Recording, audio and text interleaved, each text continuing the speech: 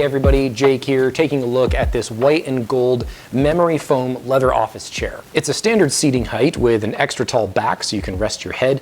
The seat is 19.7 inches wide, which is super comfy, and the build quality is pretty durable. I'm 6 feet tall, about 200 pounds, and this thing is plenty big enough to accommodate me. The leather is very soft, and the gold trim is sharp looking and bright. The 5-inch thick seat has what they call high rebound memory foam, so it retains its shape really well and won't get worn out quickly. And I love that about this type of chair because you know that it's gonna last a long time, and especially on white, wear and tear is gonna show up a lot more easily, so you want something that's built to last. It has an angle adjust that goes between 90 and 120 degrees, but you can also lock the recline so it doesn't tip on you.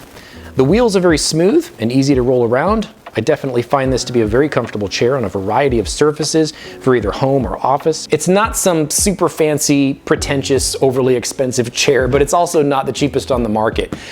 It'll definitely give you a good bang for your buck.